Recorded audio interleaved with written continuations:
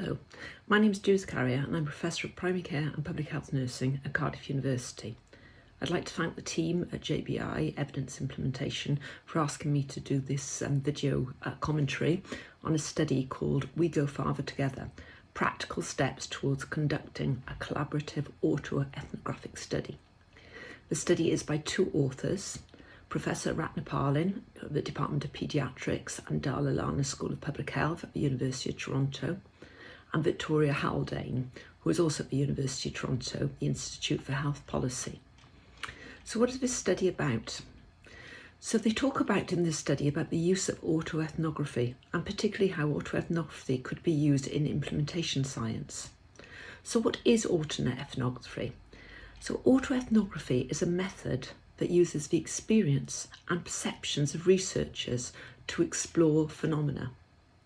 Collective autoethnography explores group experiences and can shed light on complex processes. And autoethnography, the authors add, is underused in implementation science research. So what does this paper add to what we already know? So what we do know is that collective autoethnography is well suited to offer insights on the experience of conducting implementation science research. The paper outlines practical steps for researchers to design and conduct a collective autoethnography. And finally, they highlight 3 actions to ensure a robust collective autoethnography.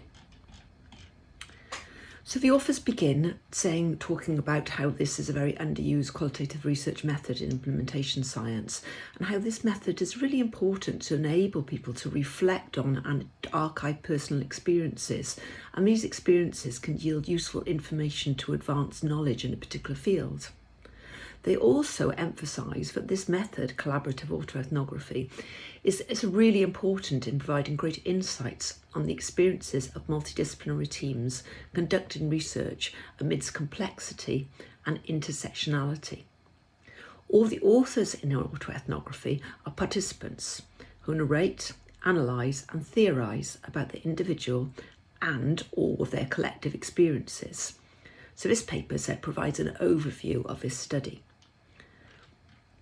Okay, so the authors begin by introducing autoethnography and talking about what this is and how it connects these individual or personal narratives.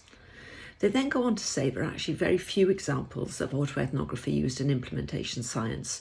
One of these examples explored implementation science research experience within participatory research.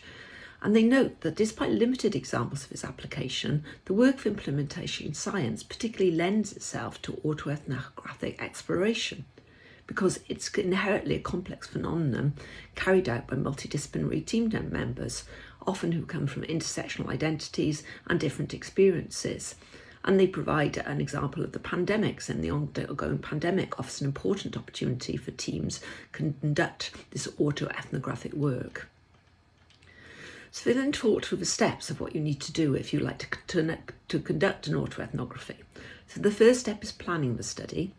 And in this case, the primary author, the team member who's leading it, must decide what phenomena they want to study. And they must be a member of the social world or the culture where the phenomena takes place. They do stress that the primary author need not be the team leader of the phenomenon of the actual studies. And that's particularly true in implementation science, as I said, where research may be multi-phased and you may want to reflect on the research experience at different points in the research endeavour. So in order to conduct the collaborative autoethnography, the primary author must develop a protocol to guide the study process, and they need to solicit advice from their potential co-authors who will also contribute to this process, and these must be chosen carefully to ensure that all voices involved with the phenomenon are heard. Co-authors should be invited using a letter, and that should adhere to all ethical requirements. That invitation letter should, for example, state that individuals can reserve their rights to not participate in the review, abstain from the authorship, and not be identified in any publication at any stage of the process. Confidentiality is also important. So just remember that ethical requirements apply to an autoethnography the same as they would to any research study. So what happens next? The narrative accounts of the key team members are solicited by the primary author. These co-authors are asked to write or speak about their personal perception of what happened during the phenomenon. how they contributed to the experience, how they played their part, and their sense of the challenges and enablers. And many can either write these narratives, or they can have a face-to-face or a phone conversation with the co-author. The interviews are then recorded, transcribed, and sent back to the participant for editing and approval.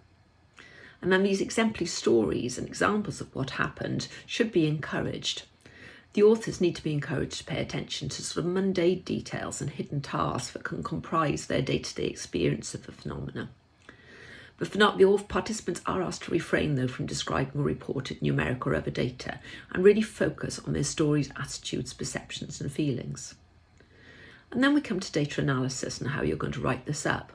So again, this is the responsibility of the primary author, who will synthesise the written narratives and transcribe them into a master narrative. They need also to be prepared to use reflexivity to analyse those stories, and reflexivity can be practised throughout through journaling or discussion. And that involves reflecting and scrutinising the process of conducting research and also how one's own values, views and experiences shape one's research. The information collected can be organised thematically and contextualised with examples and quoted as needed.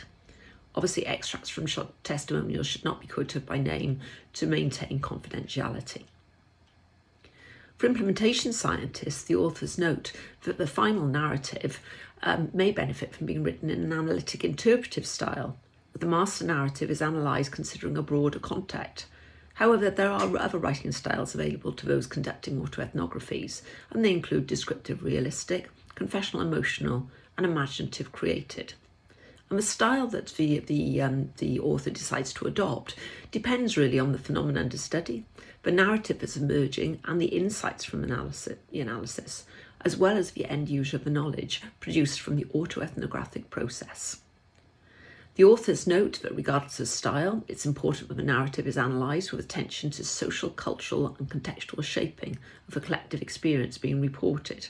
And they may want to consider what are the key takeaways, lessons learned, or the pearls of wisdom they've gained.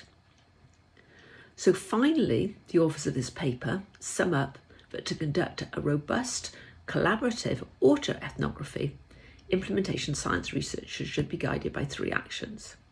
They need to focus on the group narrative and work with co-authors to ensure no single voice is prioritised above others. They need to emphasise the experiences, perceptions and perspectives of co-authors rather than simply retelling the official narrative or reporting of numeric data. And they need to analyse the master narrative with social, cultural and contextual interpretation. The researchers and the authors of this paper then provide a box at the end going through those details that we've just discussed, how to plan the study, how to collect the data and the ethical issues, and finally how to do the data analysis and write-up. So finally, I'd like to thank Professor Ratnapalin and Dr. Haldane for providing a very interesting paper on autoethnography and the use of it in implementation study, and to the editorial team at JBI Evidence Implementation for asking me to do this video commentary. Thank you.